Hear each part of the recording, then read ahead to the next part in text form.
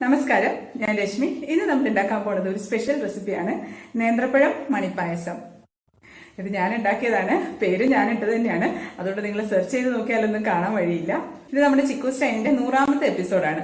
അപ്പൊ ഞാൻ കരുതി മധുരമാവാന്ന് ഒരു പായസം, നല്ല ടേസ്റ്റുള്ള ഒരു പായസമാണ്, എളുപ്പത്തിൽ തയ്യാറാക്കാം. പിന്നെ ഒരു കാര്യം, ഞാൻ ഇടയ്ക്കിടയ്ക്ക് ഇങ്ങനെ പറയുകയാണെന്ന് കരുതരുത്, പുതിയ സബ്സ്ക്രൈബേഴ്സ് കാണാൻ വഴിയില്ല, അതുകൊണ്ടാണ് പറയുന്നത്. ഞാനൊരു ചിക്കൻ റെസിപ്പി ഇട്ടിട്ടുണ്ടായിരുന്നു, അതിന് ആപ്റ്റ് ആയിട്ടുള്ള ഒരു പേര് സജസ്റ്റ് ചെയ്യുന്ന ആൾക്ക് സമ്മാനം ഉണ്ടെന്ന് പറഞ്ഞിട്ടുണ്ട്. അപ്പോൾ കാണാത്തവര് ഒരുപാട് പേരുണ്ട്, കാണുക, എന്നിട്ട് നല്ലൊരു പേര് സജസ്റ്റ് ചെയ്യുക. ജനുവരി 30 ലാസ്റ്റ് ഡേറ്റ്. ഞാൻ തൽക്കാലം ഇപ്പൊ അതിന് പേരിട്ടിരിക്കുന്നത് സ്പൈസി ചിക്കൻ റോസ്റ്റ് എന്നാണ്. അപ്പൊ ചിക്കു സ്റ്റൈൻ സ്പൈസി ചിക്കൻ റോസ്റ്റ് എന്ന് സെർച്ച് ചെയ്താൽ നിങ്ങൾക്ക് കാണാൻ പറ്റും. എന്നിട്ട് ആപ്റ്റ് ആയിട്ടുള്ള ഒരു പേര് സജസ്റ്റ് ചെയ്യാം. അപ്പൊ ഇന്ന് നമ്മൾ ഉണ്ടാക്കാൻ പോകുന്ന സ്പെഷ്യൽ റെസിപ്പി നേന്ത്രപ്പഴം മണിപ്പായസം. എങ്ങനെയാണ് ഉണ്ടാക്കുന്നതെന്ന് കാണാം.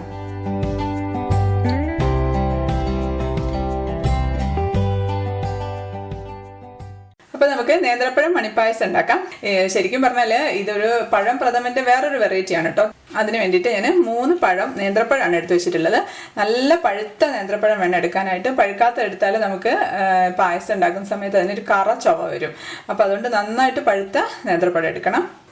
ഇപ്പം മുറിച്ച് വെച്ചിട്ടുണ്ട്. ഇതൊരു പഴം നെടുക മുറിച്ചിട്ട് അത് 3ആയിട്ട് കട്ട് ചെയ്തിട്ട് ചെറുതായിട്ട് മുറിച്ച് വെച്ചതാണ്. ഈ ഒരു വലുപ്പത്തിലൊക്കെ മതി. ഇനി നമുക്ക് മണിപ്പായസത്തിന് വേണ്ടിയിട്ട് അരിമാവ് ഒന്ന് ഉരുട്ടിയെടുക്കാം. അതിന് വേണ്ടിയിട്ട് ഒരു 1/4 കപ്പ് പത്തിരിപ്പൊടിയാണ് എടുത്തിട്ടുള്ളത്. ഇത് നമ്മൾ പാക്കറ്റിൽ വാങ്ങിക്കുന്നതായാലും മതി. ഇതിപ്പോൾ ഞാൻ പൊടിപ്പിച്ച് വറുത്ത് വെച്ചതാണ്. ഇനി ഈ മാവിലേക്ക് നമുക്ക് കുറച്ച് മധുരം ചേർക്കാം. അതിന് വേണ്ടിയിട്ട് ഞാൻ 2 ടേബിൾ സ്പൂൺ പഞ്ചസാര എടുത്തിട്ടുണ്ട്. ഒരു ഏലക്ക ഞാൻ തൊലി പൊളിച്ചിട്ട് ഇതിലിട്ട് കൊടുക്കുകയാണ്. നമുക്കിതൊന്ന് നന്നായിട്ടൊന്ന് പൊടിച്ചെടുക്കാം. ഇതിപ്പോൾ പഞ്ചസാരയും ഏലക്കായും കൂടെ പൊടിച്ച് വെച്ചിട്ടുണ്ട്. ഇനി നമുക്ക് ഈ പൊടിച്ചത് അരിപ്പൊടിയിലോട്ട് ഇട്ട് കൊടുക്കാം. ഇതിലേക്ക് നമുക്ക് ആവശ്യത്തിന് ഉപ്പിട്ട് കൊടുക്കാം. ഞാൻ ഒരു 1/2 ടീസ്പൂണൊക്കെ ഇട്ടിട്ടുണ്ട്. നന്നായിട്ട് നമുക്കൊന്ന് മിക്സ് ചെയ്യാം. ഇനി നമുക്ക് ഈ മാവൊന്ന് കുഴച്ചെടുക്കണം. അതിന് വേണ്ടിയിട്ട് നല്ല തിളച്ച വെള്ളമാണ് ഒഴിക്കുന്നത്. ഇപ്പോൾ വെള്ളത്തിൻ്റെ അളവ് നമുക്ക് പറയാൻ പറ്റില്ല കേട്ടോ. ഓരോ പൊടിക്കും വെള്ളത്തിൻ്റെ അളവ് വ്യത്യാസം ഉണ്ടാവും. നമ്മൾ ഒഴിച്ചിട്ട് ആ പച്ച അരിപ്പൊടി കാണുന്നിടത്തൊക്കെ ഒഴിച്ചൊഴിച്ചങ്ങ് കുഴച്ചെടുത്താൽ മതി. നമുക്കിതൊന്ന് ഇളക്കി നോക്കുന്ന സമയത്ത് നമുക്ക് മനസ്സിലാവും. എവിടെയെങ്കിലും പച്ച അരിപ്പൊടി ഉണ്ടെങ്കിൽ അവിടെ കുറച്ച് വെള്ളം ഒഴിച്ച് അങ്ങനെ നനച്ചിങ്ങെടുത്താൽ മതി, അത്രയേ ഉള്ളൂ. ഇപ്പോൾ നന്നായിട്ട് വെള്ളമൊക്കെ എല്ലായിടത്തും ആയിട്ടുണ്ട്. ഇനി നമുക്കിതൊന്ന് തണുക്കാനായിട്ട് മാറ്റി വയ്ക്കാം. ഇതിപ്പോൾ തണുത്തിട്ടുണ്ട്. നമുക്കൊന്ന് നന്നായിട്ടൊന്ന് കുഴയ്ക്കാം. നമ്മൾ പത്തിരിക്കൊക്കെ കുഴയ്ക്കുന്ന വരെ നന്നായിട്ട് കുഴച്ചിട്ടുണ്ട്. ചെറിയ ഉരുളയാക്കി എടുക്കാം. ഓരോ ചെറിയ എത്രയും ചെറുതാക്കാൻ പറ്റും അത്രയും നല്ലത്. ചെറിയ ഉരുളയാക്കി ഒന്ന് ഉരുട്ടി മാറ്റി വെക്കാം.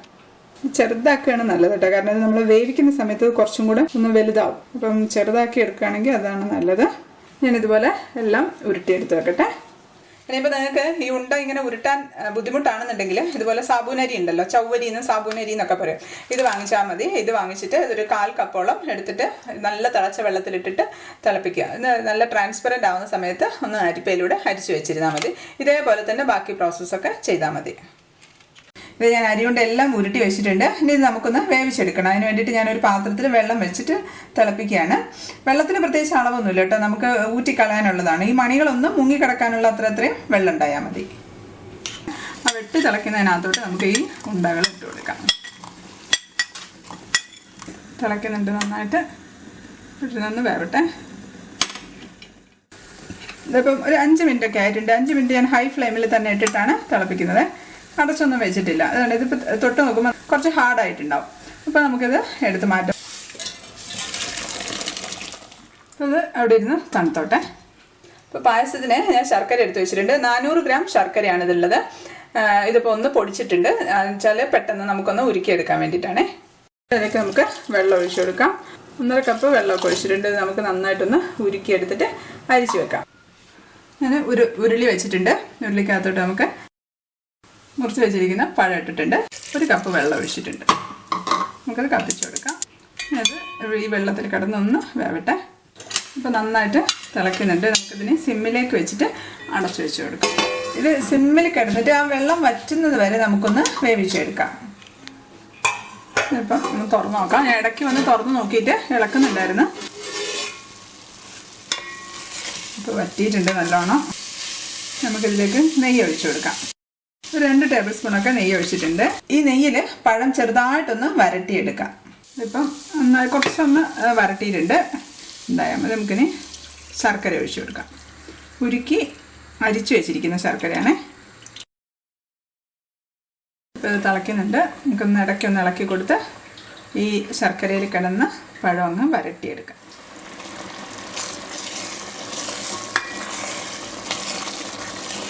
അപ്പോൾ കുറച്ചുകൂടെ വറ്റിയിട്ടുണ്ട്.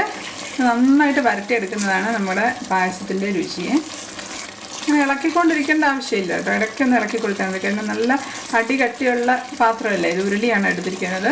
ഇപ്പോൾ നിങ്ങൾക്ക് ഉരുളി ഇല്ലയെന്നുണ്ടെങ്കിൽ കുക്കറിൽ വെച്ചാൽ മതി. ഞാൻ പണ്ടൊക്കെ കുക്കറിൽ തന്നെയായിരുന്നു വെക്കാറ്. കുക്കറിലാകുമ്പോൾ പെട്ടെന്ന് കഴിയും. കുക്കറിൽ സമയമില്ലാന്നുണ്ടെങ്കിൽ ഒറ്റ വിസിലിന് ഈ പഴം വേവിച്ചിട്ട് അതിലേക്ക് ശർക്കര ഉരുക്കി ഒഴിച്ചാലും മതി. കുറച്ച് നെയ്യ് ഒഴിച്ച് ഒന്ന് വാട്ടി വെച്ച് ശർക്കര ഒഴിച്ചാലും മതി. എന്നിട്ട് അതിൽ തന്നെ വെച്ച് അങ്ങനെ വരട്ടി എടുക്കാം. കുക്കറിലാകുമ്പോൾ അങ്ങനെ അടി പിടിക്കുകയൊന്നുമില്ല. തിക്കാവും തോറും നമ്മൾ ഇടയ്ക്കൊന്ന് ഇളക്കി കൊടുക്കണം, അല്ലാന്നുണ്ടെങ്കിൽ അടിയിൽ പിടിച്ചു പോകും. നമുക്ക് ഈ ഒരു ചെറിയ കഷ്ണം ഞാൻ ചുക്ക് എടുത്തിട്ടുണ്ട്. ഒരു 1/4 ടീസ്പൂൺ ജീരകം, നല്ല ജീരകമാണ്. ഇത് രണ്ടും കൂടി ഞാൻ ജസ്റ്റ് ഒന്ന് ചതച്ചിട്ട് മിക്സിയിലിട്ട് ബാക്കി പൊടിച്ചെടുക്കാം. നന്നായിട്ടൊന്ന് പൊടിച്ചെടുക്കാം. ഇല്ലാന്നുണ്ടെങ്കിൽ ഏലക്ക ഇട്ടാലും മതി. അത് നിങ്ങളുടെ ഇഷ്ടത്തിനനുസരിച്ച് ഏതാണെന്ന് വെച്ചാൽ ഉപയോഗിക്കാം. ഇനി നമുക്ക് തേങ്ങാപ്പാൽ എടുക്കണം. അതിന് വേണ്ടിയിട്ട് ഞാനൊരു വലിയ തേങ്ങ ചിരവി വെച്ചിട്ടുണ്ട്. ചെറുതാണെന്നുണ്ടെങ്കിൽ 1.5 വേണ്ടി വരും. ഇതിപ്പോൾ ഒരു 3.5 കപ്പ് തേങ്ങയാണുള്ളത്.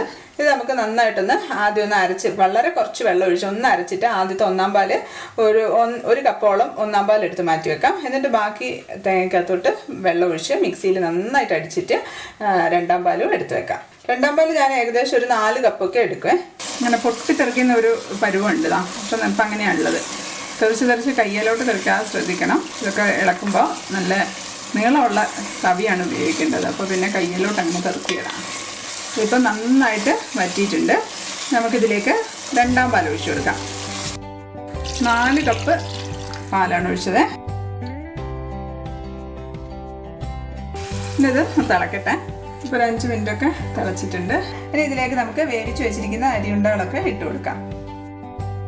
ഇനി ഇതിൽ കിടന്നിട്ട് നന്നായിട്ടൊന്ന് ശർക്കരയും തേങ്ങാപ്പാലും ഒക്കെ ആ മണികളിലും ഒക്കെ പിടിച്ച് അങ്ങനെ നന്നായിട്ട് നമുക്ക് വരട്ടിയെടുക്കാം. ഇതപ്പോൾ കുറച്ച് സമയം ആയിട്ടുണ്ട്. സിമ്മിലാണ് വെച്ചിരിക്കുന്നത്. നന്നായിട്ട് കുറുക്കി വന്നിട്ടുണ്ട്. ഈ ഒരു കൺസിസ്റ്റൻസി ഒക്കെ മതി. തണുക്കുന്ന സമയത്ത് കുറച്ചും കൂടെ ഒന്ന് തിക്കാവും. ഇത് നമുക്ക് 1/4 പാൽ ഒഴിച്ചു കൊടുക്കാം.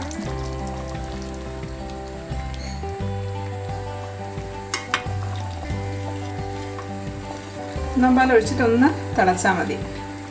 നമുക്ക് ഓഫാക്കി കൊടുക്കാം. ഇതിപ്പോൾ ഞാൻ ഓഫാക്കിയിട്ടുണ്ട്. ഇനി ഇതിലേക്ക് നമുക്ക് ചുക്കും ജീരകവും പഞ്ചസാരയും കൂടെ പൊടിച്ചില്ലേ, അത് നമുക്ക് ഇട്ട് കൊടുക്കാം.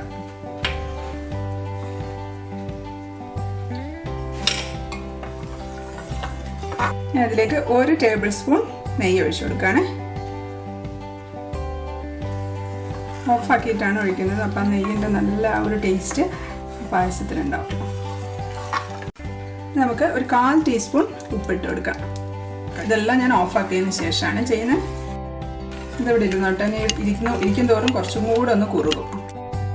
നമുക്കിതിലേക്ക് അണ്ടിപ്പരിപ്പ്, മുന്തിരിയും പിന്നെ തേങ്ങാക്കൊത്തും കൂടെ വറുത്തിടാം. ഞാൻ പാൻ അടുപ്പത്ത് വെച്ചിട്ടുണ്ട്. ഇതിലേക്ക് 2 ടീസ്പൂൺ നെയ്യ് ഒഴിച്ചു കൊടുക്കാം. പിന്നെ ഇതിലേക്ക് ഒരു പിടിയൊക്കെ അണ്ടിപ്പരിപ്പിട്ട് ഒന്ന് വറുത്തിട്ട് പായസത്തിൽ ഒഴിച്ചു കൊടുക്കാം.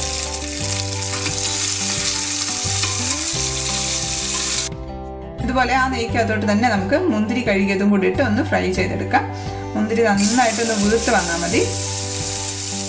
ഇപ്പോൾ നമുക്കിത് പായസത്തിലേക്ക് ഇട്ട് കൊടുക്കാം. ഇനി നമുക്ക് ഈ നെയ്യിൽ തന്നെ ഒരു പിടിയൊക്കെ തേങ്ങാക്കൊത്തിട്ട് വറുത്തെടുക്കാം. തേങ്ങാക്കൊത്ത് നല്ല ചെറുതായിട്ട് അരിയണം കേട്ടോ.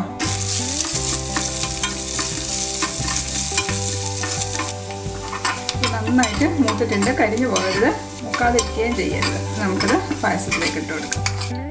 ഇതാ ഇപ്പോൾ തേങ്ങാക്കൊത്തും കൂടെ ഇട്ടിട്ടുണ്ട്. ഇത് നമുക്ക് കുറച്ച് സമയം ഒന്ന് അടച്ചു വെക്കാം. അപ്പോഴേ നന്നായിട്ട് ആ ശർക്കരയും തേങ്ങാപ്പാലും നെയ്യും ഒക്കെ ആ അരിയുണ്ടയിലൊക്കെ പിടിച്ച് നല്ല കൊഴുത്ത് കുറുകിയ ഒരു പായസമായിട്ട് കിട്ടുള്ളൂ. അപ്പോൾ ഒരു 10 മിനിറ്റൊക്കെ ആയിട്ടുണ്ട്. നമുക്കിതൊന്ന് തുറന്ന് നോക്കാം. നല്ല കൊഴുത്ത് കുറുകിയ പായസം റെഡി ആയിട്ടുണ്ട്. നല്ല ടേസ്റ്റാണ് കേട്ടോ. കാണുമ്പോഴേ തോന്നുന്നില്ലേ, ഈ പഴംപ്രഥമനൊക്കെ ഇഷ്ടപ്പെടുന്നവർക്ക് തീർച്ചയായിട്ടും ഈ ഒരു വെറൈറ്റി പായസവും ഇഷ്ടപ്പെടും. അപ്പോൾ നമുക്കിതൊന്ന് ഒരു സെർവിങ് കപ്പിലേക്ക് മാറ്റാം. ഇതാ ഞാൻ നമ്മുടെ പുതിയ വെറൈറ്റി പായസം, നേന്ത്രപ്പഴ മണിപ്പായസം സെർവ് ചെയ്ത് വെച്ചിട്ടുണ്ട്. ഒരു അലങ്കാരത്തിന് മണിപ്പായസത്തിന് ഒരു മണിയെടുത്ത് ഞാൻ സൈഡിൽ കുത്തി വെച്ചിട്ടുണ്ട് കേട്ടോ. നല്ല ഭംഗിയില്ലേ കാണാനായിട്ട്? ഞാൻ തന്നെ കുത്തി വെച്ചിട്ട് ഞാൻ തന്നെ പറയല്ലേ. എന്തായാലും നമുക്കൊന്ന് ടേസ്റ്റ് ചെയ്ത് നോക്കാം.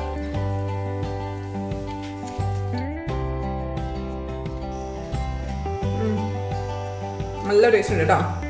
നല്ല ടേസ്റ്റ് ഉണ്ട്. ഉണ്ട കഴിക്കട്ടെ.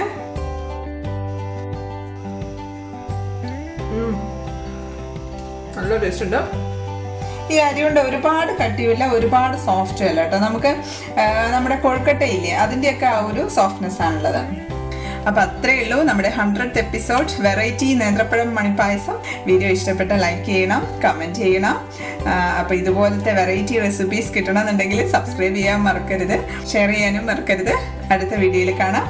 Stay happy, stay positive. By.